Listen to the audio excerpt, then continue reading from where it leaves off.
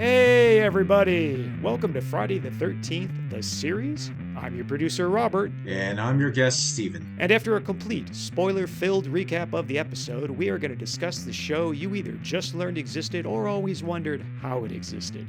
We promise the answers will be few and far between because we're just here to have some goofity fun exploring a show that, despite or possibly even because of its faults, isn't good and isn't so bad it's good, but is still somehow oddly charming. Let's dive in, shall we? Steven Yu. That name sounds familiar, doesn't it? But from where?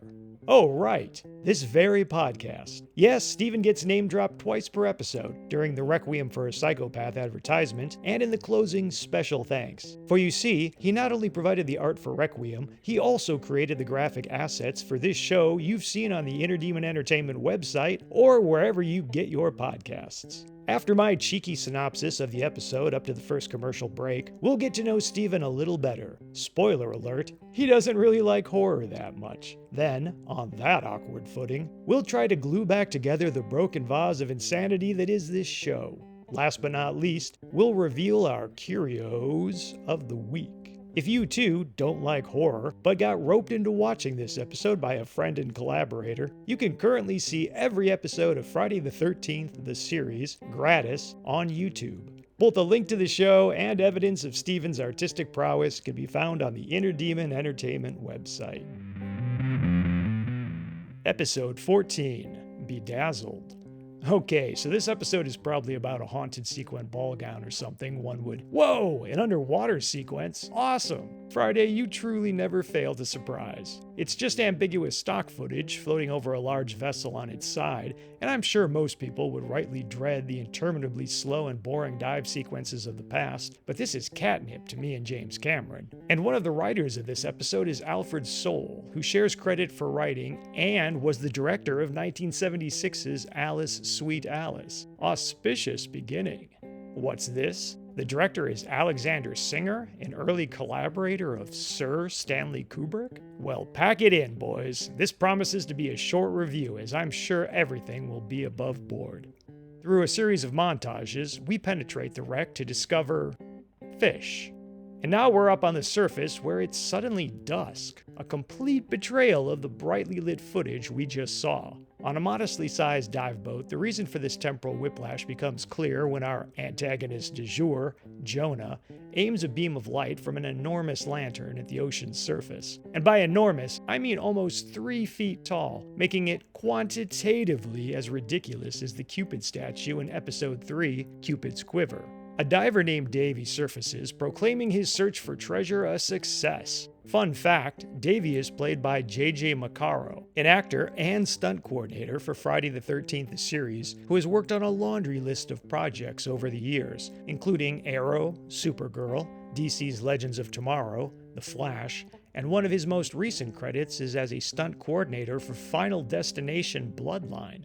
The episode got the 3 shots it needed on this dive boat, but the production needed a larger vessel for what's coming next. So, against all logic and reason, our troika of treasure hunters, Jonah, Davy, and Tom, lug a treasure chest along a wharf so they can board an enormous cargo vessel I'm going to refer to as a frigate, as I want to do. Seriously, this ship could have been docked alongside Jerry's insane houseboat back in episode 12, Faith Healer. On the way, some 80-yard lines inform us Davy didn't see anything until the lantern's light revealed the treasure. As this is the only time the lantern will be used to find treasure, I'll just ask now. This haunted item doesn't find treasure, right? It creates it? Anytime it's pointed at a body of water, probably? I've got one other question regarding operating procedures for this Lantern of the Damned, but I'll reserve it for the final showdown. Ryan the Lion and Crackerjack Marshak decided to Kaiser Sose this one and are already sneaking around the frigate. The hiding spot they chose would make for a nice composition, except what I think is a foreground rope runs right down the middle of John D. LeMay's face and really steals the thunder from his delivery of "let's hope they haven't," after Jack says, "let's hope they've got the lantern." Or maybe it's the fact Jack doesn't return his gaze when Ryan looks to him for confirmation. Or maybe it's just the fact it's a weak-ass line in the first place. Hard to say, but the set dresser couldn't have moved the rope a few inches? It's a fascinating bit of setup that Jonah and Davy need to use an industrial blowtorch to open a magic treasure chest, but the show wanted to establish why they have one later, so now's the time, I guess. When Jack and Ryan climb over a railing behind Tom, I honestly thought they were going to solid snake him, because why else would you be that bold? But no, more hiding in the shadows it is. Upon the revelation of a king's ransom of golden treasure inside the chest, Jonah blasts Davy with a beam of light from the lantern that, honestly, isn't too far behind any supernatural ray of light from Ghostbusters. So good on you, Friday, for that. And then we're reminded that, back in the 80s, if you wanted to see someone go up in flames, you set a human being on fire. By modern standards, it's shockingly realistic, barring the moments when Davy spins to face us, revealing the massive protective mask and headgear J.J. Maccaro was wearing. And surprise, surprise, surprise, our heroes arrive right after an innocent man has gone up in flames. Possibly because of JJ's presence, Ryan actually has some chops this episode regarding his fighting prowess. Unfortunately, dressing both him and Jonah in black body-length coats means we lose much of it to shadow. With a little guile and a lot of luck, our heroes get away with the lantern, but Jonah sees their license plate, and I guess that's meant to explain how he'll proceed to track them to Curious Goods? Just go with it. If this show has taught me one thing, resistance is futile. Jonah, played by Alan Jordan, had a long career including roles on many a show you've heard mention of before on this podcast, such as Knight Rider, Tech War, Dallas, and Kung Fu, The Legend Continues, but also one plucky new upstart I might just have to track down, called Murder in Space, a TV movie from 1985. He's a solid villain, but he only brings a hint of salty sailor's twang to his delivery, and honestly, I wish he'd gone full Simpsons sea captain. Back at our favorite haunted curio emporium, Mickey slaps a bandage on Ryan's hand, which is interesting given that no one had a blade and there was never a moment when his hand would have obviously been injured. Meanwhile, Jack informs us the lantern requires a blood sacrifice for revealing or making treasure. Specifically, Mickey says the diver who brings it up has to die. Don't think I've ever heard of a supernatural story in which only scuba divers have to die. Neat. But I wonder how Jonah figured that out unless he already knew what the lantern did when he purchased it. Or hell, maybe Uncle Lewis just used to straight up tell his psychotic clientele how to use the cursed antiques. I never considered that before, but the man was evil. Just to add to the oddness of this moment, Jack uses the term fellas to refer to both Ryan and Mickey. Huh.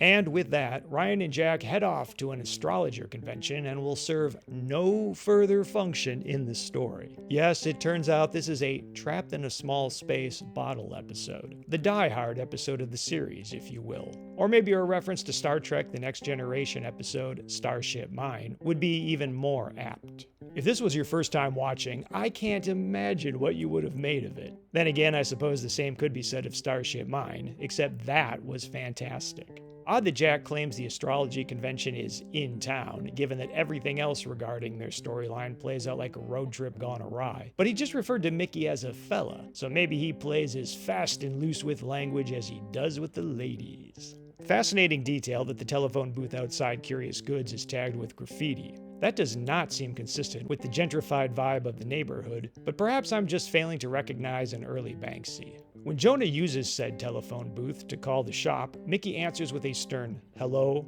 instead of Curious Goods, how can I help you? Well, you'll never make it in the haunted antiques business with that level of unprofessionalism, Mickey. Real preponderance of leaves blowing around for a street with no trees, I must say. It's finally Tom's turn to shine, in that he finally gets some lines. Going to be honest, from this early performance, I would have never guessed that David Mucci, who plays him, would go on to have a career lasting until 2002 that would include such films as Prom Night, For Love of the Game, Half-Baked, and the role of Quick Mike in Unforgiven. Then again, maybe working on Friday was what honed his ability to get it in one take, which would later catch the eye of Clint Eastwood.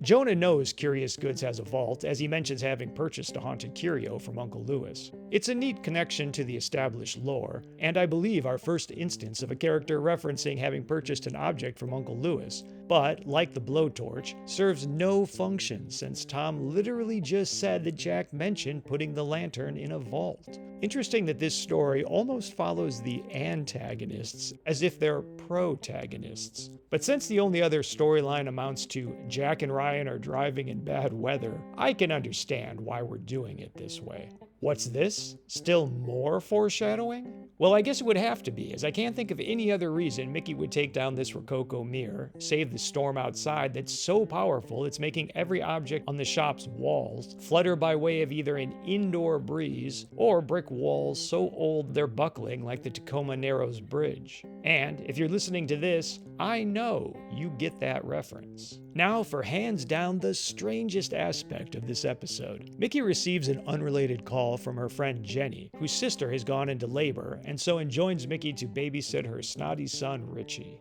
In an episode where two of our three main characters are largely absent, we get two new characters to take their place. Bold move. And it's not the episode's fault, but between Mickey's fire engine red hair, the fact she will soon be trapped in Curious Goods playing hunter-prey with two goons, and the fact she delivers the lines, "I'm not babysitting him, he's babysitting me," I can't not see Mickey as Rorschach from Watchmen. As our baddies stand outside getting drenched, I have to wonder, how do two sailors not have adequate rain gear? I mean, they brought in a acetylene torch with optional back mount harness, but not a slicker between them? When they spot a telephone repair truck pulling up, this episode fully commits to its wait until dark premise. Instead of kicking down the door, demanding Mickey open the vault, then murdering her if they feel so inclined, these two hardened killers suddenly feel like playing the long con. How will they do that? Well, murder, of course. Yeah, it's a real Mobius strip of a plan, but we'll get there. Hey, we're seeing the building across the street again. That's rare. In fact, we're panning across it at night. In the rain. Just like episode 1, The Inheritance. Wait a minute. Yep, a motorcycle in the rain. And there's young Mistress Mary and her folks crossing the street. Huh. I wonder if Oscar winner Sarah Polley receives a second residual check for this piece of repurposed footage. The interior of Curious Goods is experiencing gale force winds, with every wind chime at full alert. As Mickey continues resettling every delicate object in the shop, so everything, the radio informs us the city is being hit by Hurricane Becky, so any chance Curious Goods is situated on the Great Lakes or something was just defenestrated. Wherever it's located, it's on or near a coast. In the alley outside, a telephone lineman delivers the exposition that the switch box for Curious Goods is probably in the basement, while behind him, Tom takes a phone receiver with its cord out of his pocket and surreptitiously passes it to Jonah. Yes, it's about as forced as that time Christopher Moltisanti choked that drug dealer with his own yo-yo. Except at least in The Sopranos, we know where Christopher obtained said yo-yo. And now, Jonah is tasked with delivering the terrible one-liner, "Don't call us, we'll call you." And I'm afraid the captain goes down with the ship. So, Steven, you want to tell these good folk how we know each other? It was whenever I moved to LA, probably 2016. Too long ago, I'll tell you that. Yeah. Found you through a now defunct website. It was like conceptart.org. I responded to your ad for creating a horror comic book. Now, my memory is, this is always very interesting, I just reached out through Craigslist. Really? No, it was through concept art. Fascinating, because that's not even a site that rings any bells for me. I don't ever remember being on anything called that. You know, maybe that's true. Did I do a test for you? Yes, I was having every artist I was speaking to do a little sample. Separate story. I've been friends with this artist, Brandon Hurley, for like the longest time. He would mention his girlfriend, but it was hilarious because he would just mention her and I never met her. And it turns out she was roommates with you. That was a revelation. The odds of that. But that was cool because I gotta be honest. It was like new in LA, and the fact that the friend group was expanding was nice because I felt like, oh, there was a community. It was a little heartwarming. Yeah, and it certainly came in handy that night you needed a place to crash. Yeah. Do you want to tell the folks why you needed a place to crash, Stephen, or are we going to leave that unsaid? There might be some lawsuits there. Still pending. Is your contention that the sprinkler system couldn't take the amount of stress you were led to believe it could? Yeah, let's just stop there.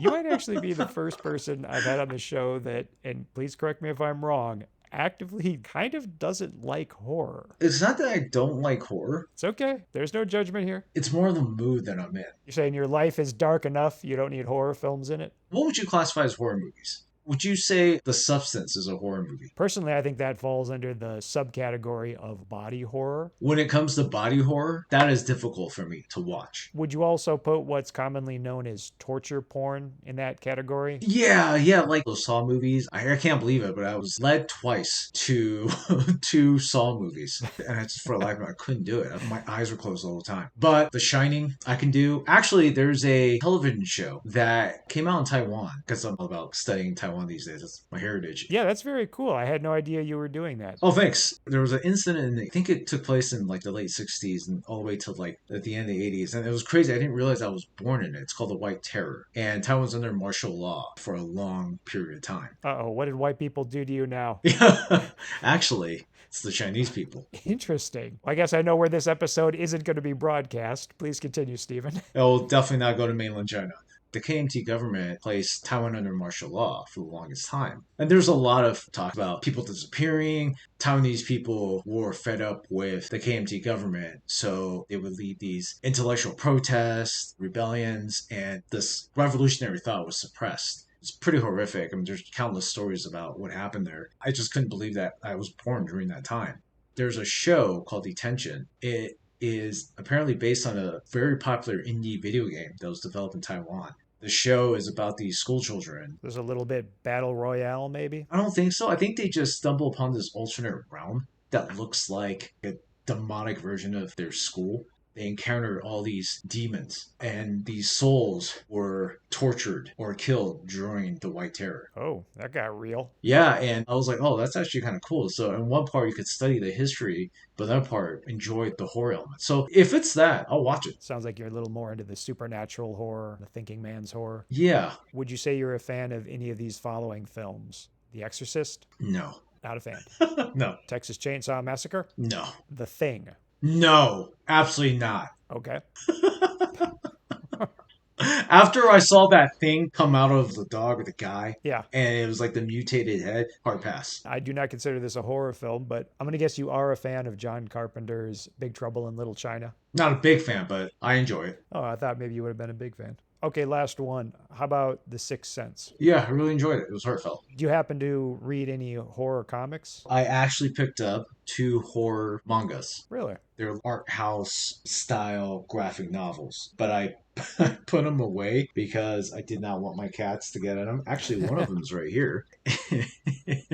I saw this in a bookstore when I was in Pittsburgh. Doing the con circuit. Beautiful Monsters by Maruo Tsuehiro. Intriguing. It is bonkers. It's 16 short comics from Japan's master erotic horror. I flipped through it, and I'm one of those guys, if it's just weird enough, I'm in. And the art is beautiful too. Did you say erotic horror, or am I just hearing what I want to hear? Yeah, there are pages in here that, oh Jesus, yeah, I just flipped to something. I'm like, oh God. And what was the other one? This one is Enki, the Tale of Princess Suki, and it is gorgeous. The Beautiful Monster one is very tight inward, so it's very clean, very graphic looking, bold. The Enki by Asagi Naga. I'm probably butchering that. Inky is done in this pen with ink wash, and it is completely bloody, violent, which is weird. I guess just can't do it in like live action form.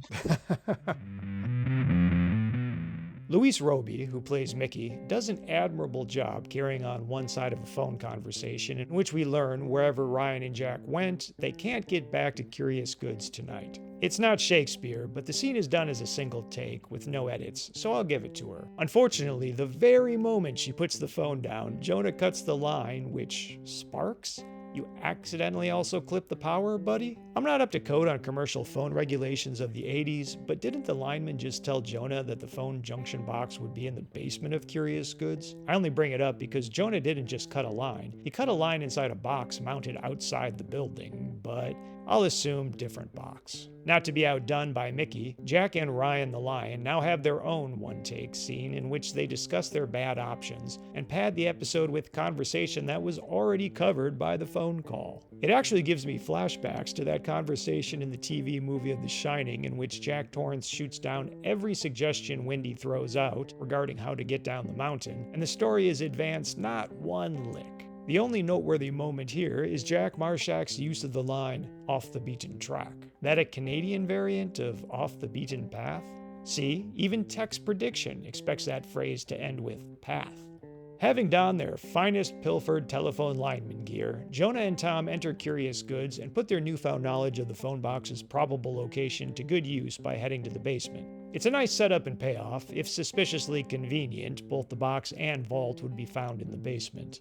For a moment's reprieve from my continual condescension, this episode combines long takes with subtle camera moves and well-choreographed blocking, as demonstrated by this very scene. Instead of building tension a la Fincher's Panic Room, the trapped with your enemy vibe turns decidedly sitcom when Jenny and her snot-nosed son Richie show up, hot on the heels of our seafaring antagonists. Once again, my sense of time on this show is shattered when Jenny mentions Richie is in a bad mood because he was woken up in the middle of the night.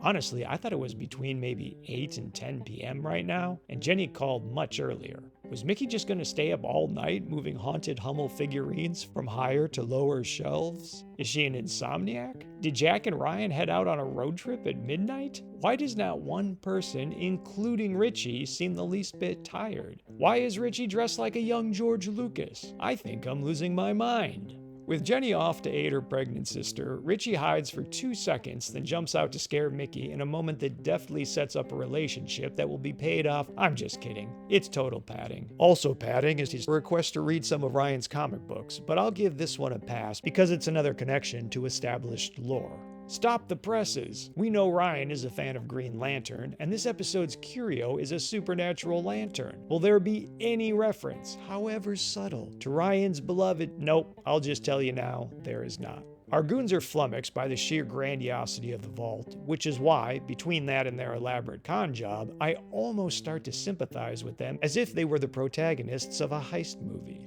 Fortunately, they somehow smuggled in their acetylene torch, and to a man with an acetylene torch, every problem looks like a thing that torches cut through. Just give me an F. I want to go home. Upstairs, in a phenomenally odd bit of staging, exactly one column has been removed from a banister sectioning off a slightly sunken level of the showroom floor. So Mickey hands Richie a plate of cookies through said gap, then proceeds to stick her head through to engage him in conversation. It makes zero sense, aside for reasons of composition, but honestly, I didn't notice it the first 4 or 5 times, so you win this round, Friday. Actually, only with the aid of the next shot of Richie, a scene later, do I realize Mickey also handed through 1 or more of Ryan's comics. Honestly, I thought that request had been forgotten. Well played, Friday. I'm starting to look quite the fool. Jonah is vexed his torch has no effect on the doors, which I suspect is a tacit implication the vault itself is magical. Not for nothing, but an otherwise unremarkable shot of Richie sneaking up on the goons reveals a section of curious goods heretofore unseen, or at least unseen from this angle. Either way, this antique shop's blueprints were drafted by H.P. Lovecraft, or it enjoys the same flexible reality as the Simpsons house. Richie confronts them like he owns the joint and admonishes them for messing with the vault. I guess, like most bullies, he's all for rules when he can use them as a cudgel against someone else. I can't believe I'm saying this, but Jonah is actually a really good sport, and surprisingly obstinate about maintaining the charade. Not only does he not gut Richie on the spot, but actually tries to deputize him to achieve his acquiescence. When he attempts to tussle Richie's hair, Richie straight up grabs Jonah, moves his arm away, then continues to hold it aloft. I mean, it's the right thing to do, but why am I actually rooting for Jonah here? Well, when Richie looks him in the eye and reveals he's going to rat them out, Jonah finally decides he's had enough and things get real. Being grabbed by his collar and pulled face to face with Jonah, Richie finally gets the fear, for all you homicide life on the street fans. Oh, Mickey can't find Richie, thinks he's hiding again. This must be a payoff to that carefully laid, nope, like I said earlier, the hiding wasn't about setting up some kind of boy who cried wolf scenario. Upon hearing Mickey's voice, Richie screams for help and Mickey grows concerned. Then, in what I believe is a series first, we freeze frame for several seconds before going to commercial break. And credit where it's due, this might be the best lit, best framed, best composed freeze frame of the series so far. Friday, bravo. And yes, in saying that, I tacitly just decided Friday the 13th the series is masculine. If you're a native speaker of a Romance language, write in and let me know what you think. So what was your knowledge of Friday the 13th, the series, before I brought up the idea of working on this podcast? I think you brought this podcast up to me, was it last year when I worked on the logo thumbnail for you? Yes. Prior to that, I didn't really know anything about it. I just thought, okay, it's a movie. Now, why would you think that, Steven? Yeah. You know, the thing is, I think about this too, is like right now you can catch old 80s, 90s shows on YouTube. And I used to assume that I'd never seen those before. But now I think about that, it's like maybe I did come across it when I was a kid. It's like, how do we know if we never met this person before? Because maybe in a Pulp Fiction way, we did cross paths with them. Yeah, like Memento taught us, memory is treachery. Exactly. But then when you told me about Friday the 13th, I was saying, oh, okay, that's cool. And then you're like, no, it has nothing to do with what you think it should have something to do with. And I was like, oh. The thumbnail you wanted me to work on had the doll. Vita. And I remember I watched that episode. I just thought that this was bonkers. Like, I remember something at the end of the episode, they were on a playground or something. Yes, the Mr. Bill Memorial Playground. Yeah. After watching it, I was just like, well, I don't think I'll ever watch this again. And then you're like, Bedazzled. Watch Bedazzled.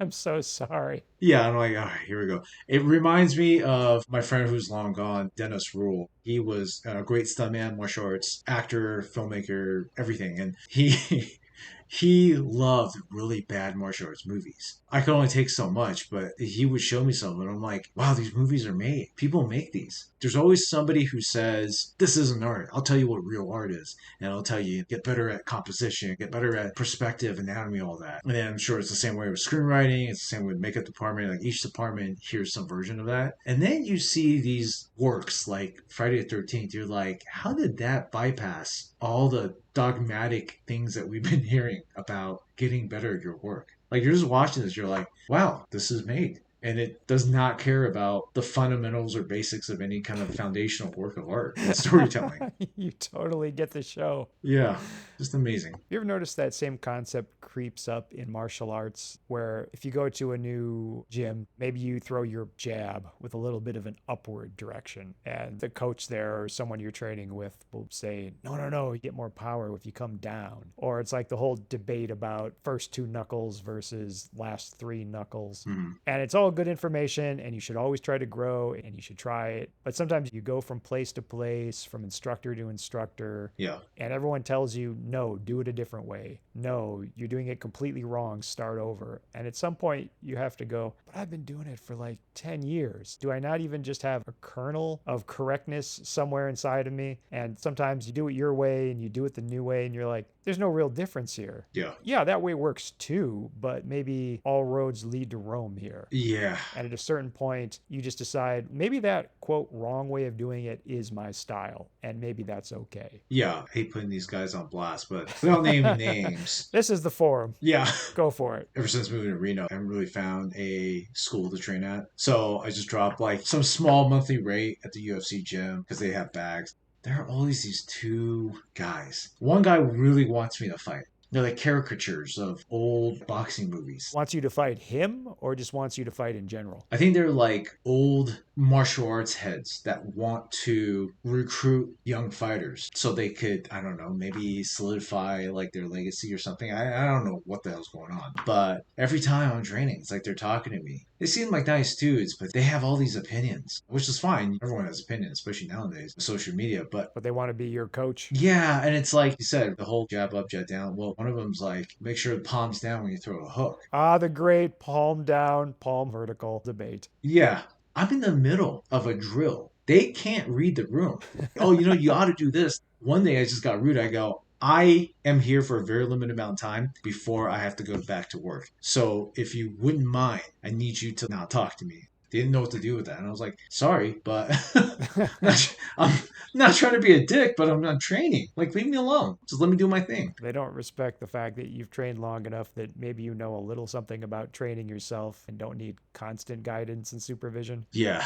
One of them has crazy thoughts where he's like, don't train kickboxers because they're just huge boxing fanatics. I'm not about to get into an argument with you about boxing versus kickboxing, but I'm also like training. So But just he really wants you to, Steven. That's clearly why he brought it up. He's just poking the bear. it made me think about a lot of female martial arts friends. They tell me how there's always some guy that really wants to hit on them. And I'm like, oh, that's it. I've become the hot martial arts girl training at the gym. So that's, they can't stop talking to me. It's like, just, okay, I'm training. Leave me alone. I'm a middle-aged, pasty white dude. And even I get other dudes that know far less than I do coming up to me wanting to be my coach. Yeah. So I cannot imagine what it's like to be these poor girls and women that come in that have that already. Right. Then in addition, they're actually trying to eventually get to a date. Yeah. That's got to be a nightmare when you try to come in for 55 minutes of class and then get out of there because you got a life. It's the same with art. You walk up behind Jack Kirby's sketch pad and tell him not to do square fingers and little black balls for energy. Yeah. All right, I'll completely change the style I've been working on for decades because some random person I've never met before looked over my shoulder and told me to completely change the way I do everything. Yeah, exactly. It's food for thought. Don't discount it entirely, but at the same time, maybe consider that the other person knows more than you do. Here's a funny story. Gary Daniels, who is 80s, 90s, like action actor, really accomplished martial artist. I remember complaining about that on Facebook. I guess Gary Daniels must have seen the acquaintance being tagged on this Facebook post. He was like, look, I don't know who you are. Like he said this, he's Australian. He says, I don't know who this geezer is, but everything you're writing is exactly what I still go through today. I'm like, that guy? Who is criticizing Gary Daniels? I'm just blown away. Like the balls to like go up to him and be like, you're not doing the spinning back kick right. It's like, oh, you want to show him? And I guarantee you the guy who criticized him for whatever he was doing can't do 2% of what Gary Daniels does. So there you have it. If you like the horror genre as much as we do, you can preview the horror comic book Requiem for a Psychopath right now for free at the Inner Demon Entertainment website. Imagine a world in which horror film slashers are real. Then imagine a troubled teen bringing one out of retirement to help him take revenge on his bullies. It was written by me and drawn by friend of the show, Stephen Yu. Again, that's Requiem for a Psychopath on the Inner Demon Entertainment website. And if you dig it, please either review and rate it 5 stars on Amazon, or don't rate and review it at all. Ratings of less than 5 stars send the algorithm into murder mode for some reason. Thanks. I hope you enjoy it. You know, it's not lost on me, Stephen, that all I do when I watch the show Friday the 13th, the series, is criticize it, just play armchair director. I am self-aware. The podcast has become self-aware. I don't think these things were made because they're striving for like this really amazing piece of work.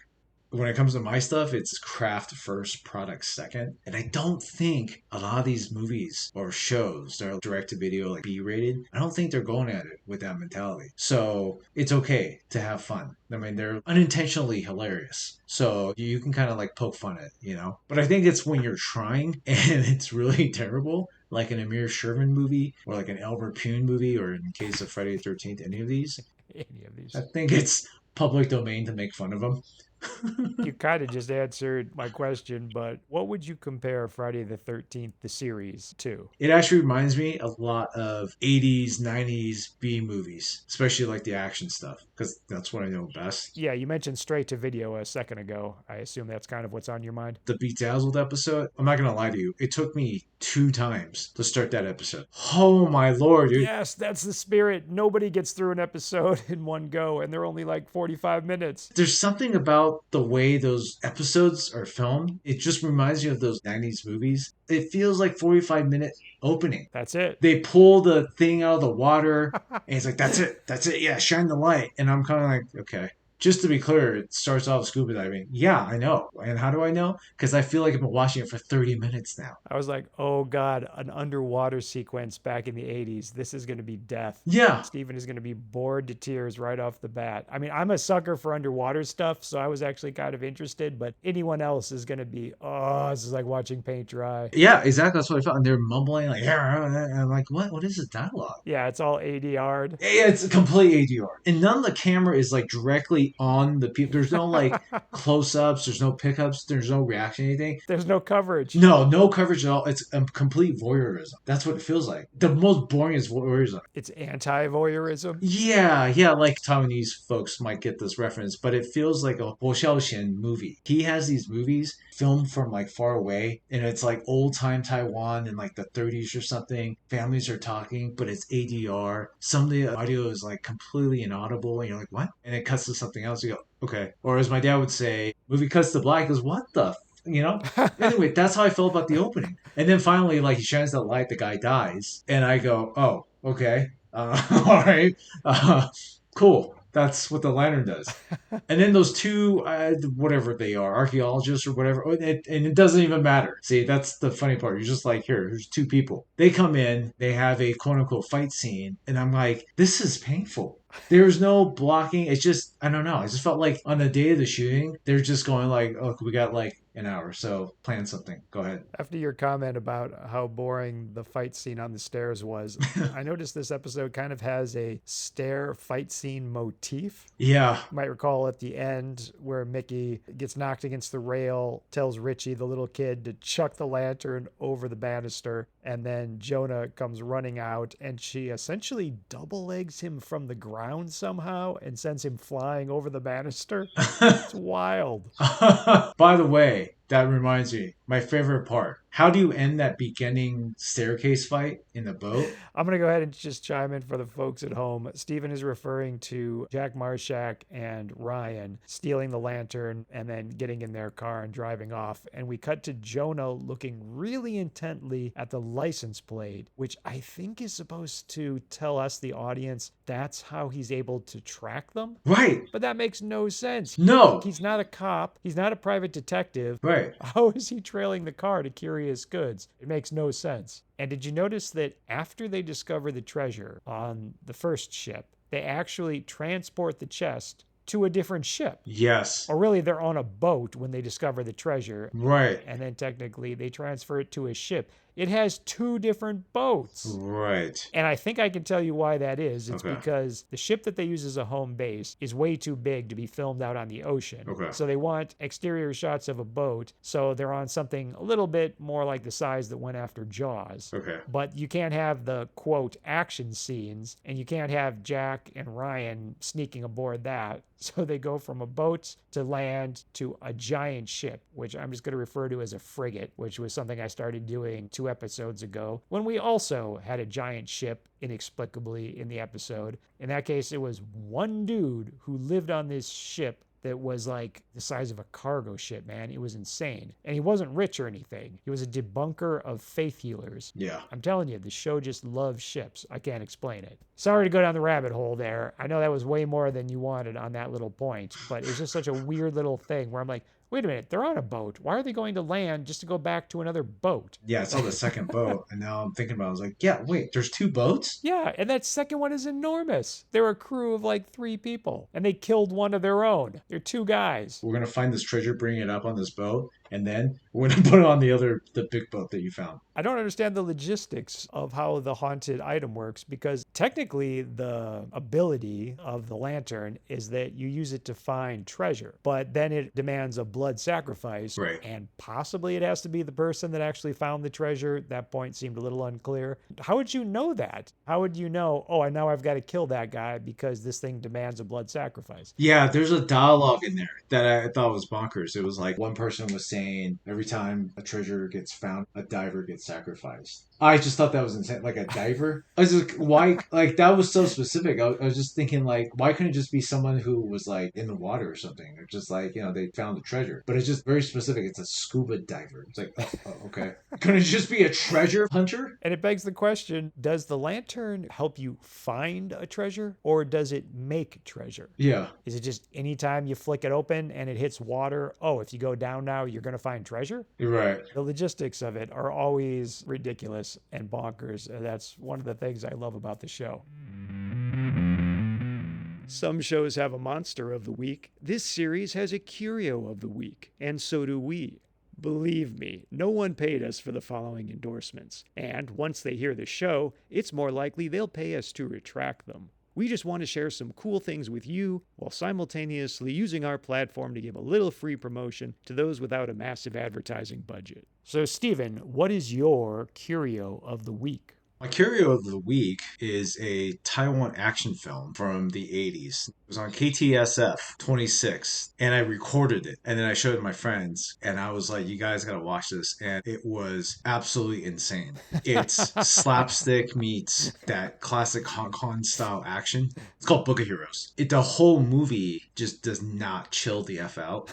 And it's just insane. It's definitely not on the level of Albert Pune's Undefeatable in terms of just being a complete mockery, like a parody of martial arts action movies. Heroes is legit, but it's just everything is at 65 miles per hour or 100 miles per hour. It just does not let up. And I just wonder when they were making it, did they think about the script? Did they think about the plot? I just don't think they were thinking about anything like that. It's just one giant action demo reel. It's really insane. So it's like The Raid, it's just one long fight scene? Yeah, I had seen Jackie Chan movies before being born in Taiwan, but I guess I just didn't remember it too much because once I moved here, it was a lot of Seagal movies, Van Damme movies. And then in 1993, I remember just watching it on KTSF. It was spinning heel kicks, people going right through glass.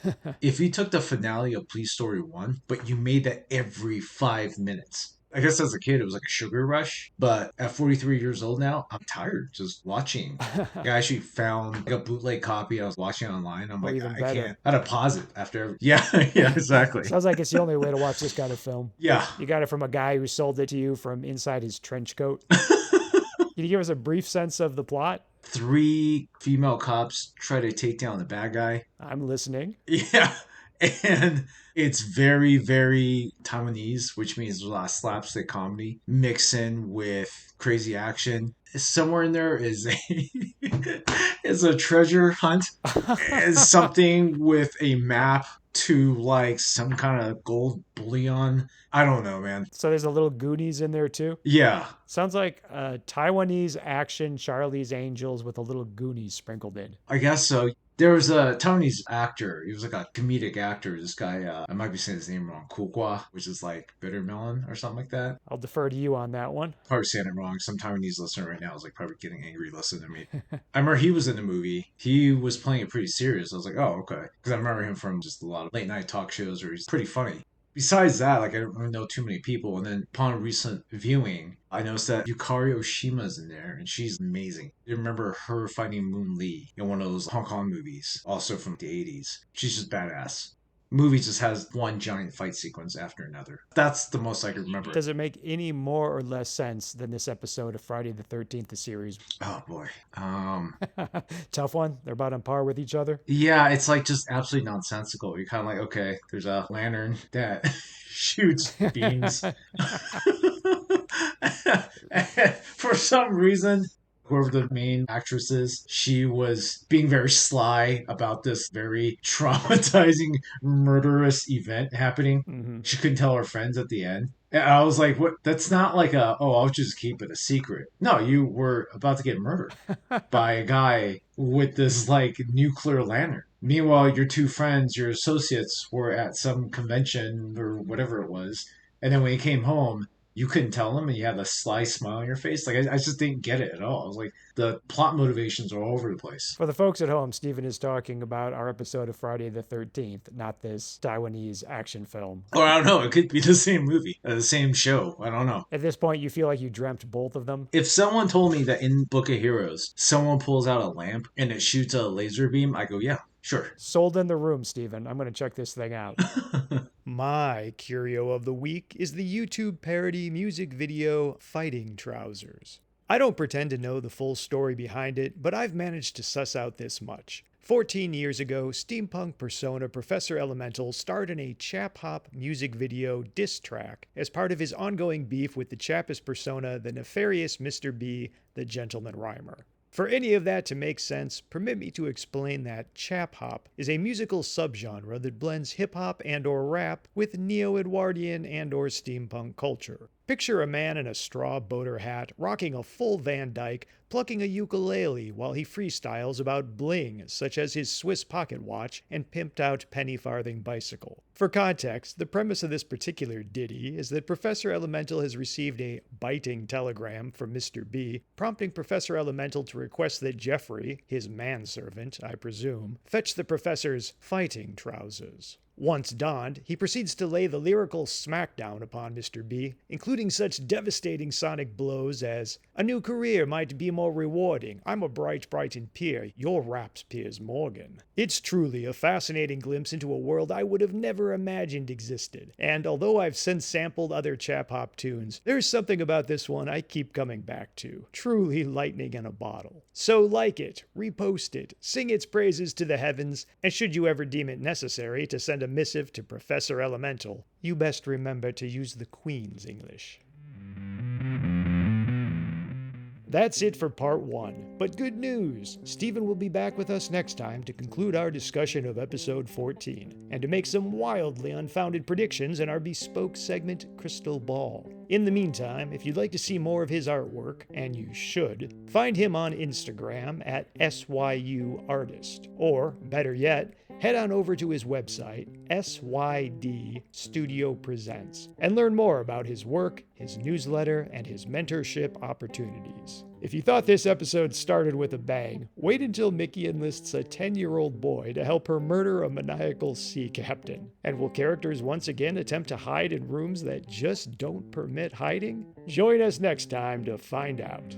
Thanks for listening, everyone. We know you have a lot of options when choosing a Friday the 13th the Series podcast, and we sincerely thank you for choosing ours. Special thanks to Joshua Romeo for original music and to Stephen Yu for original art. And be sure to check out the Joe on Joe podcast, the only podcast where Joe Schlepsky discusses G.I. Joe. If you want to support our show, you can leave a review and rate us 5 stars on Apple Podcasts. If you want an occasional update on our projects, you can sign up for our newsletter at the Inner Demon Entertainment website. And if you want to complain about social media with us on social media, you can find links on our website. And always remember what Carl said to Frylock. It don't matter.